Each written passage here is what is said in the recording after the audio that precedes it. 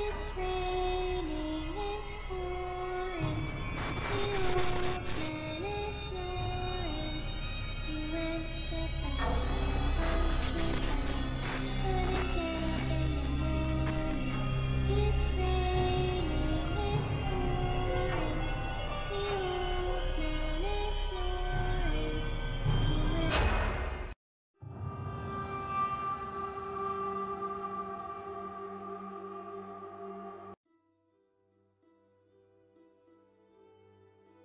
Pozdrav i dobrodošli u novi video. Danas imamo jedan mini Lost Place. Radi se o domu šumskih radnika.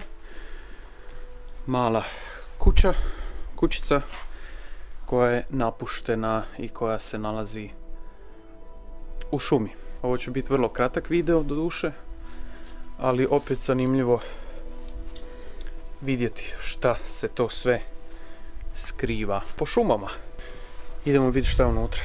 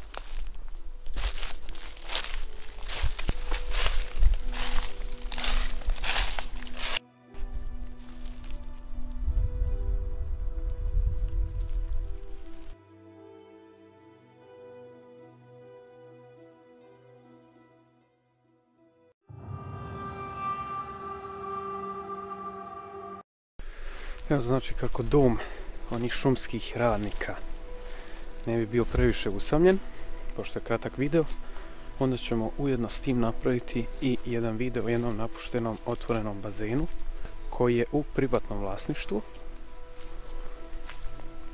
ali se niko za njega ne brine. A ulaz sam našao kroz rupu u ogradi.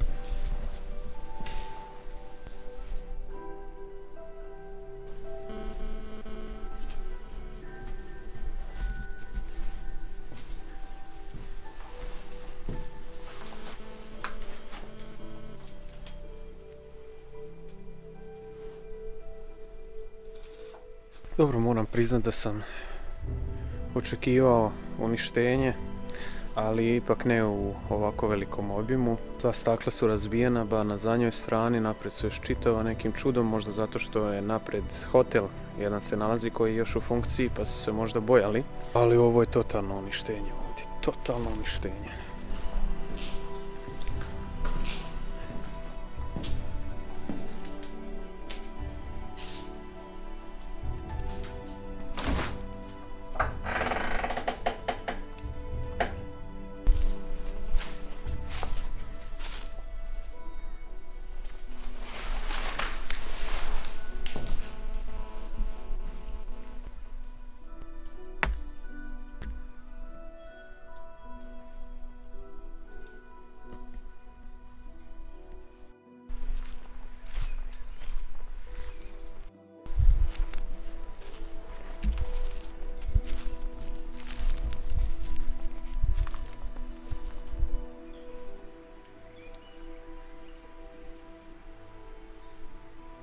Evo ga, znači, napušteni bazen otvorenog tipa, ali evo može se komotno kupat kad bi voda bila malo čišća. Bazen je pun, prilično je duboko, dno se ne vidi,